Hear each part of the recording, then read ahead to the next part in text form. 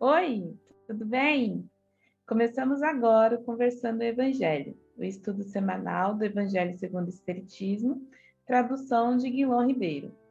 O estudo de hoje é o número 3, item 2, Autoridade da Doutrina Espírita. Em nome da Casa Virtual Luz Espírita, Cavile, agradecemos a presença da Michele, do Ney e do Clóvis. Convidamos nosso amigo Ney para fazer a prece inicial. Vamos nos acalmando, elevando os nossos pensamentos, nossos melhores sentimentos até Deus. Senhor Jesus, agradecemos a Ti pela oportunidade do nosso Conversando o Evangelho e que possamos, Mestre, buscar e manter nosso pensamento sempre ligado ao bem, de modo que estejamos sempre prontos a trabalhar em benefício do próximo de nós mesmos. Que a tua luz, a tua paz, possa alcançar todos aqueles desesperançosos que sofrem no mundo, e que eles possam renovar sua fé e sua esperança, e que possamos trabalhar de nossa parte para que o Espiritismo realize a sua missão de trazer consolo e esclarecimento ao mundo. Em nome de Deus, de Jesus, da espiritualidade amiga, aqui presente, pedimos permissão para iniciarmos as nossas atividades virtuais de hoje. Que assim seja.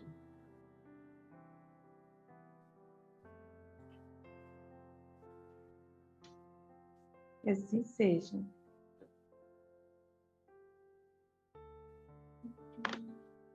O Espiritismo seria conhecido como é hoje se tivesse havido apenas um único intérprete?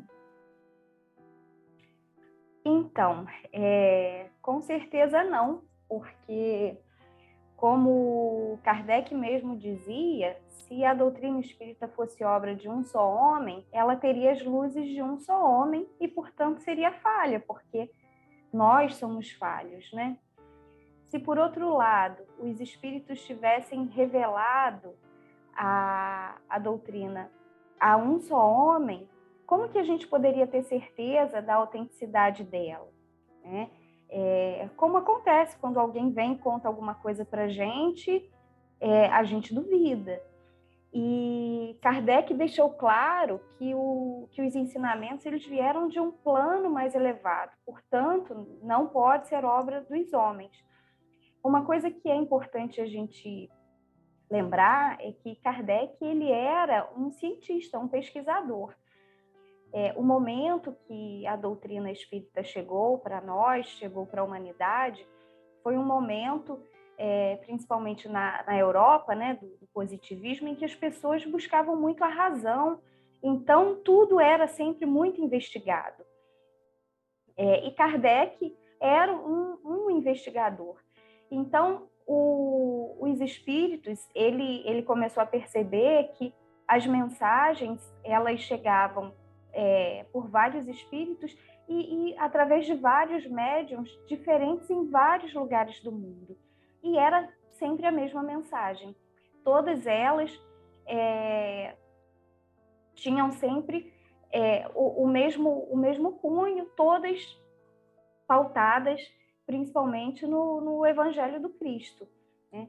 E os ensinamentos, a autoridade do Espiritismo, ela está nessa universalidade de ensinamentos, que esses ensinamentos são válidos em qualquer lugar do mundo, independente da nacionalidade de quem quer que seja, porque a doutrina que prega o amor, prega a caridade, né? Tudo aquilo que as religiões cristãs e as religiões que pregam o bem ensinam.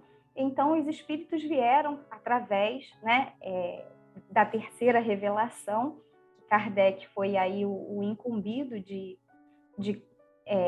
codificar isso, né, decodificar isso e trazer para nós. Obrigada, Michele. Em que reside a força do Espiritismo? Pois bem, a força do Espiritismo tem duas causas preponderantes. A primeira é tornar felizes os que conhecem, os que compreendem, os que praticam verdadeiramente. A segunda é o que o Espiritismo não se assenta na cabeça de nenhum homem, sujeitando-se assim a ser derrubado, não tem um foco único e que possa ser extinto. Seu foco está em toda parte. Por quê?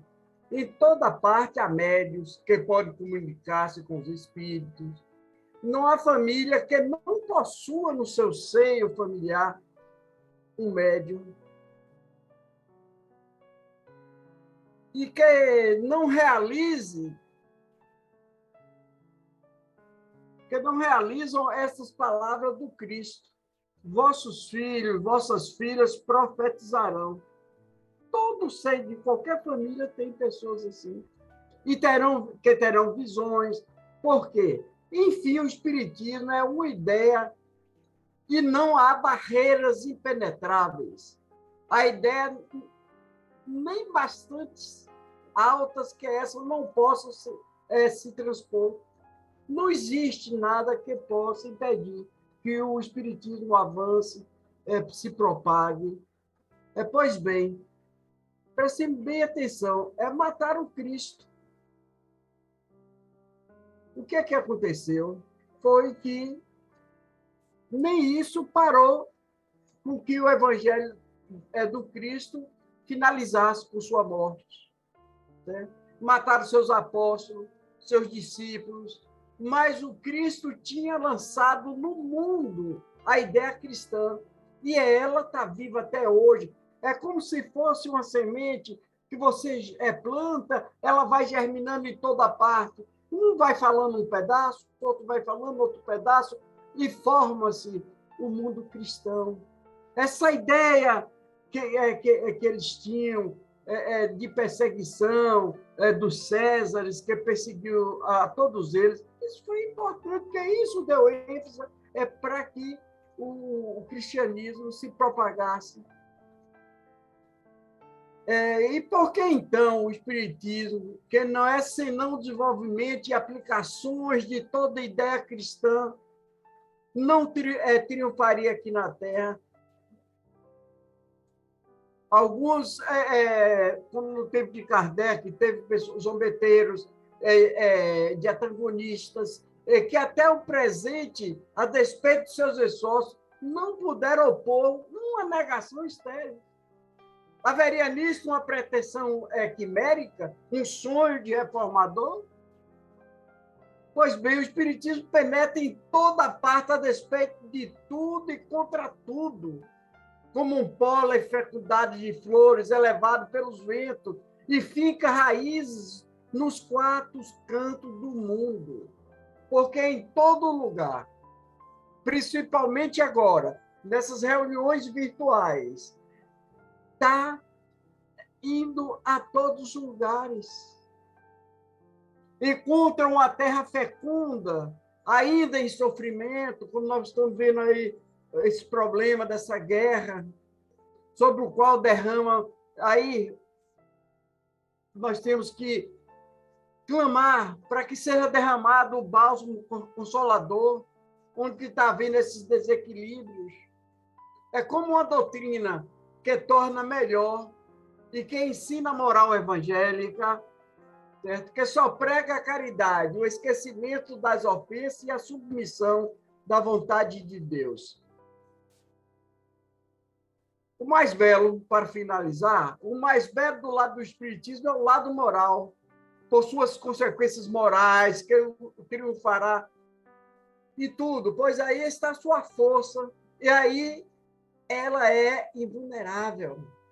Ela escreve em sua bandeira o amor e a caridade. E diante desse paládio mais poderoso, porque vem do Cristo, nada pode se opor a uma doutrina que leva os homens a se amarem como irmãos. Se não admitir a causa, pelo menos respeitará o efeito. Ora, melhor meio de provar a realidade de efeito é fazer a sua aplicação a si mesmo e mostrar aos inimigos da doutrina, pelo próprio exemplo, que ela realmente se torna melhor. Gratidão. Obrigada, Ney. Uma só garantia séria existe para o ensino dos espíritos. Qual seria ela? Então, Léa, no texto do Evangelho segundo o Espiritismo, tradução do Leão Ribeiro, está em itálico, ou seja, destacada no texto a seguinte frase de Kardec: a única garantia séria do ensino dos espíritos está na concordância que existe entre as revelações feitas espontaneamente por intermédio de um grande número de médiuns estranhos uns aos outros e em lugares diferentes. E o que significa isso? Traduzindo para nosso linguajar de hoje, isso era para evitar fake news. Ou seja, que não fosse só colocado num local algo e aquele algo fosse tomado como verdadeiro. Só podemos aceitar como verdadeiro o que vem do plano espiritual por meio de instruções dos espíritos, aquilo que seja divulgado sem ser questionado ou provocado por mais de um médium, e que, de preferência, não saibam um do outro. Isso daria à revelação ou à comunicação um selo de autenticidade, e que poderia ser assim difundido. Foi exatamente o que Allan Kardec fez ao compilar o Evangelho segundo o Espiritismo. E foi além. Assegurou que não havia nenhuma pátria doutrinária, ou seja, não era porque estava na França, nascendo naquele momento, que ela seria a pátria da doutrina. Uma ressalva deve ser feita. Além dessa concordância, todo ensinamento deve passar por avaliação do bom senso, ou seja, deve estar de acordo com a razão. Tanto que Kardec nos deixou como orientação o seguinte: se em algum momento qualquer coisa ensinada por ele fosse contradito pela ciência, deveríamos ficar com a ciência. Eis a beleza da doutrina espírita, apoiada no tripé: ciência, filosofia e religião. Obrigada, Clóvis. Obrigada pela colaboração de todos no nosso estudo da noite. Pedimos ao nosso amigo Clóvis fazer a prece de encerramento. Vamos mais uma vez sintonizar o nosso pensamento a Deus, inteligência suprema, causa primária de todas as coisas. Agradecendo a Ele a oportunidade que nós temos de estarmos aqui no planeta Terra, no presídio do nosso corpo, expiando nossas penas anteriores, adquiridas em vidas anteriores. No hospital da existência, curando nossa alma. Na escola da vida, aprendendo as lições necessárias. Agradecemos também ao nosso irmão maior, o Mestre Jesus, que nos deixou como legado o caminho mais curto e seguro para a nossa evolução, por meio do amor, do perdão e da caridade. Agradecemos também aos espíritos protetores que estiveram aqui conosco, nos intuindo, nos amparando, nos protegendo. E assim, agradecidos que estamos, vamos pedir por todos aqueles que agora, neste momento, no nosso planeta Terra, sofram, seja lá com os horrores da guerra, nos orfanatos, nos hospitais, que cada um possa receber neste momento o alento, o bálsamo necessário. Pedimos também por nós, por nossos familiares, todos os nossos amigos, que todos possam neste momento se sentir energizados e com o corpo material pronto para os novos desafios, para superarmos as nossas dificuldades diárias. Ó Mestre, fazei-nos de nós instrumentos da tua paz. Onde houver ódio, que nós levemos o amor. Onde houver tristeza, que nós levemos a alegria. Onde houver descrença, que nós levemos a fé. Onde houver trevas, que nós levemos a luz.